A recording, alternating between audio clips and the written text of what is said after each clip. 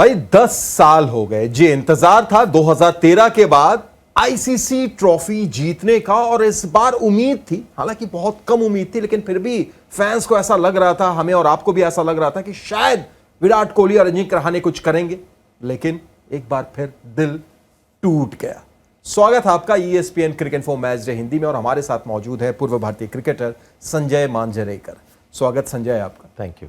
हम लोग जब बात कर रहे थे संजय, तो एक शुरुआत में यही कहा था कि मुश्किल है, नामुमकिन नहीं, एक छोटी सी उम्मीद की किरण है, पर कोहली और रहाणे जब तक हैं तब तक आस बंधी हुई है। पर इतना जल्दी एक सेशन के अंदर में ऑल आउट 209 रन से हार, 10 साल का इंतजार बढ़ता जा रहा है। जी हाँ, लेकिन जो 5वें दिन हुआ उसके ऊपर ज़्यादा मुझे नहीं लगता है कि निंदा होनी चाहिए। अगर आप देखें पूरा मैच, क्योंकि टेस्ट मैच 5 दिन चलता है, और जो पहले सेशन में जो हुआ और दूसरे और तीसरे सेशन में पहले दिन पे जो हुआ, जिस तरह की बल्लेबाजी ऑस्ट्रेलिया ने की एक ग्रीन टॉप के ऊपर, वहाँ पर उन्होंने एक बहुत मजबूत पकड़ पाई। और उसके बाद लोग कहेंगे कि इंडियन बैटिंग को भी थोड़ा सा अच्छा एक जवाब देना चाहिए था, लेकिन जब ऑलमोस्ट 470 रन जब बन जाते तो बहुत मुश्किल हो जाते, तो वहाँ पर उन्होंने अपनी पकड़ बनाई थी। उसके बाद हम सिर्फ आशा ही ढूंढ रहे थे।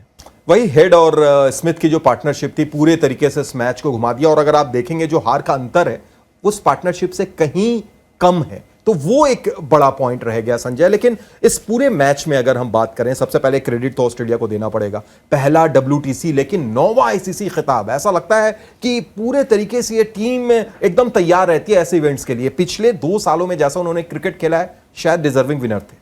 देखिए, ऑस्ट्रेलियन कल्चर ये बहुत पहले से बहुत ही तगड़ा कल्चर रहा है, बीच में थोड़ा सा बदल गया था। बहुत ही महान टीम हमेशा रही है, उनसे महान अगर एक ही टीम हो तो वेस्ट इंडीज़, जब 1970s 80s में वो केवल ऑस्ट्रेलिया को हराती थी, लेकिन ऑस्ट्रेलिया हमेशा कम्पीट करते रहे हैं।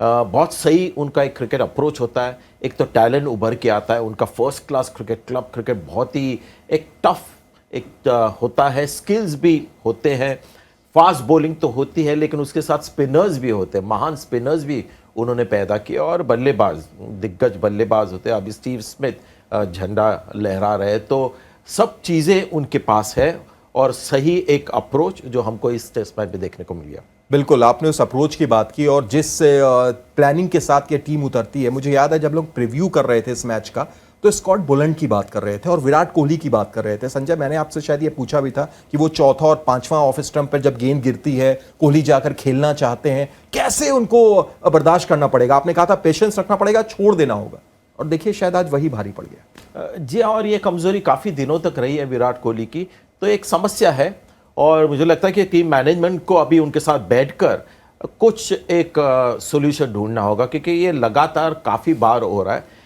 पहले भी कभी कभी आउट होते थे स्लिप में, लेकिन 50 का औसत था, बड़े बड़े रन बनाते थे, लेकिन अभी उनका औसत भी 48 हो गया है। तो अभी वही गलती अगर आपको रोकती है एक बड़ा स्कोर करने में, तो उसके ऊपर आपको थोड़ा सा अभ्यास करना होगा, कुछ बदलना होगा, और ये स्थिति अब आ गई है विराट कोहली की। स्कॉट बुलंड की कितनी तारीफ आप करेंगे, क्योंकि वो उस चैनल में लगातार एक ही जगह पर गेंद डाल रहे थे, विराट कोहली के पेशेंस का टेस्ट कर रहे थे, लेकिन उनको पता था कि हमको यहीं पर गेंद डालना है, और फिर उनको फायदा भी हुआ। देखिए, टेस्ट क्रिकेट और जो भी लाइफ में दिमाग अगर आप लगाओ तो ज़्यादातर आप सक्सेसफुल होंगे, क्योंकि इस पिच के ऊपर अगर आप देखें तो ज़्यादा रिवर्स स्विंग नहीं था, नई बॉल भी इतनी ज़्यादा स्विंग नहीं हुई। अगर मदद थी तो गुड लेंथ के ऊपर, और वहाँ पर सबसे ज़्यादा लगातार अगर किसी ने गेंद किए वो स्कॉट बोलन। मिचेल स्टार्क ने भी उतनी गेंदें वहाँ पर नहीं की, पैट कमिंस ने भी, कैमरन ग्रीन करते लेकिन उनको बहुत कम गेंदबाजी दी गई। तो एकमात्र बॉलर जो उसी लेंथ पे डालते रहे, अगर उनके साथ जॉश हेजलवुड खेलते तो शायद भारत के 100 रन और कम हो जाते, क्योंकि इस पिच पे वैसा ही बॉलर चाहिए था, और उनमें वो दिमाग था और एक बोलते हैं ना एक पेशेंस था कि वही करते रहो। और ऊंचे कद के हैं, ज़्यादा तेज़ नहीं है, लेकिन उनके बॉडी में धार है, यानी जब बॉल गिरती है तो ऐसे सॉफ्टली आती नहीं, थोड़ा सा कट हो जाती है, थोड़ा सा तेज़ी से निकलती है ऑफ द पिच। अगर पॉजिटिव की बात करें संजय, तो ऐसा लगता है कि अजिंक्य रहाणे एकमात्र पॉजिटिव नजर आए। जिस अंदाज में उन्होंने पहली पारी में खेला, दूसरी पारी में अर्धशतक से चूके, लेकिन उस शॉट के पहले जो खुद उनको लगा, उन्होंने अपना सिर पकड़ लिया था, उनको लगा कि शायद ये मैंने गलत कर दिया, उससे पहले इस पूरे मैच में उन्होंने अपना परफेक्ट दिया। ये बेस्ट ऑफ अजिंक्य रहाणे हमने देखा है 6-7 साल के बाद।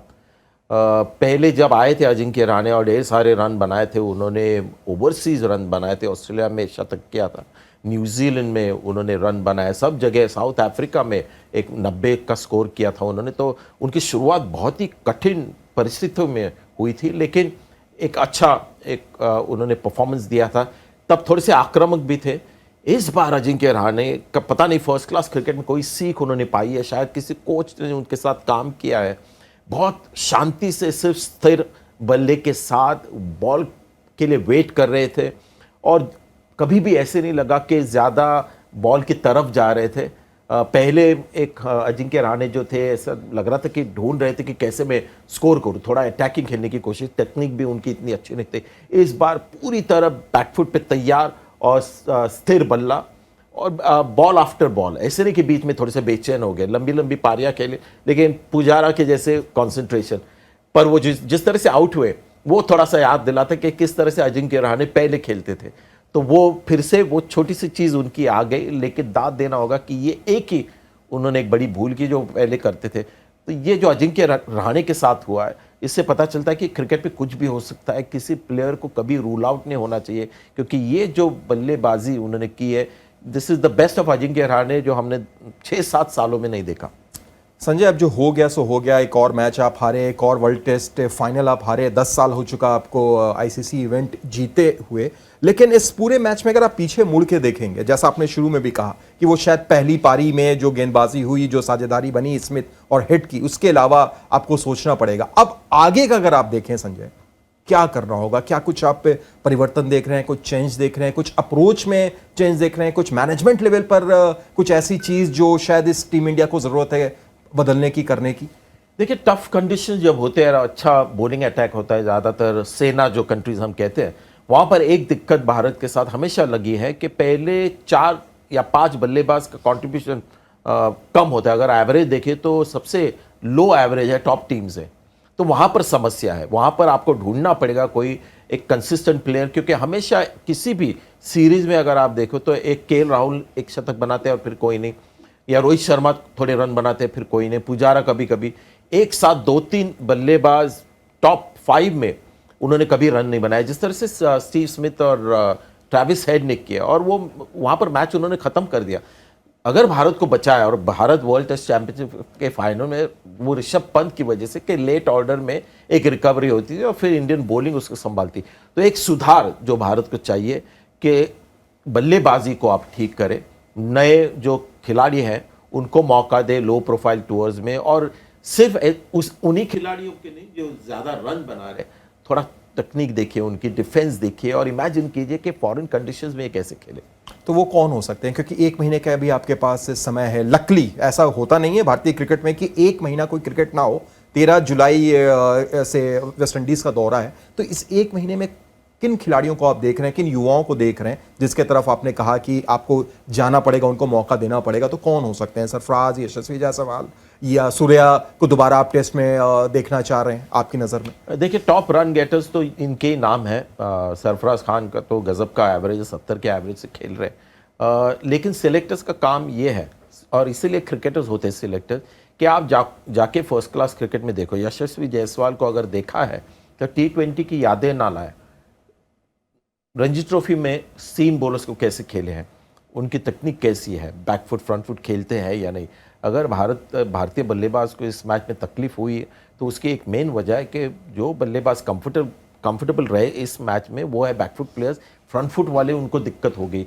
तो तकनीक देखिए और रन्स भी देखिए और उन प्लेयर्स को आप सिलेक्ट कीजिए। तो मैं नहीं कहूँगा कि टॉप रन गेटर्स को आप ले लो, लेकिन थोड़ा स्काउट करो, और जो फर्स्ट क्लास में रन बना रहे और जिनकी टेक्निक अच्छी है, डिफेंस अच्छा है, उनको थोड़ा सा भी लाना पड़ेगा स्क्वाड के अंदर, और 2-3 सीम बॉलर्स को भी, क्योंकि लग रहा था कि बहुत गहराई है, लेकिन 1-2 इंजरी के बाद हमें फिर से उमेश यादव के पास जाना पड़ा, तो ये भी थोड़ा सा गलत है। केएस भारत को लेकर क्या देखते हैं आप? क्योंकि उन्हें पर्याप्त मौके मिले, बॉर्डर गावस्कर ट्रॉफी में भी उनको मौका मिला, इस वर्ल्ड टेस्ट चैंपियनशिप में ईशान से ऊपर मौका मिला, क्या उन्होंने ज़ाया किया? क्या आप इनकी जगह अब किसी और विकेट कीपर को, ईशान किशन को देख रहे हैं, या फिर कोई और आपके नज़र में? देखिए, केएस भारत की जो कीपिंग थी पेस के खिलाफ काफ़ी इंप्रेसिव थी। बल्लेबाजी आजकल क्या है, थोड़ा सा डिफिकल्ट होता है, सिर्फ अच्छी कीपिंग चलती नहीं, पहले चलती थी, अब बल्लेबाजी भी करनी पड़ेगी। तो जो बल्लेबाजी देखी है हमने इंडिया में ऑस्ट्रेलिया के खिलाफ, एक स्कोर उन्होंने किया था लेकिन उतनी इंप्रेसिव रही नहीं है।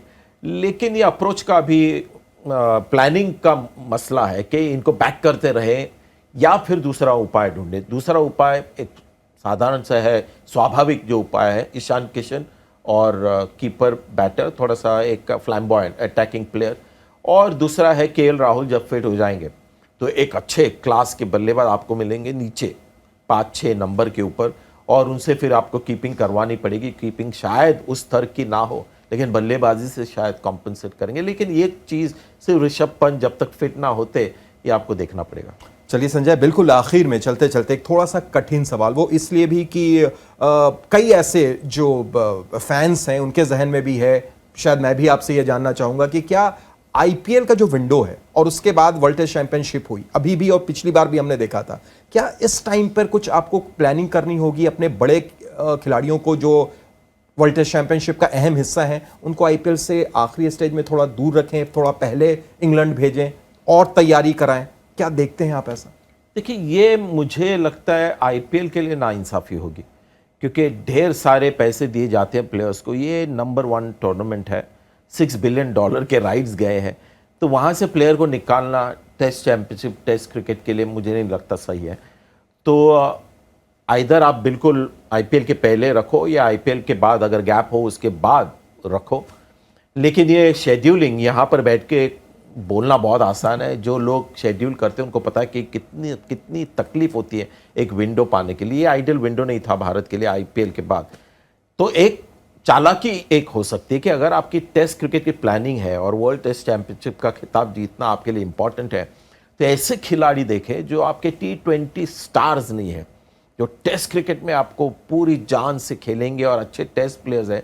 क्योंकि हमारे काफ़ी इस टेस्ट टीम में जो हमने देखे वो T20 स्टार्स भी हैं, यानी अगले वर्ल्ड टेस्ट चैंपियनशिप के टाइम भी ये बहुत सारा T20 क्रिकेट खेल के थोड़े थक के, थोड़ा इंजरीज होके फिर से वर्ल्ड टेस्ट चैंपियनशिप में थोड़ा सा हमें झटका मिल सकता है। तो थोड़ा सेफ्टी, एक अलग आस्ते आस्ते पूल होना चाहिए उन टेस्ट प्लेयर्स का जो शायद आईपीएल में इतनी उनकी डिमांड ना हो। क्योंकि इस मैच में अगर आप देखें तो मेन 2 प्लेयर्स जिन्होंने ये मैच बदला, स्टीव स्मिथ और ट्रेविस हेड, ये T20 के रॉक स्टार्स नहीं है, ये ज़्यादातर टेस्ट खिलाड़ी हैं।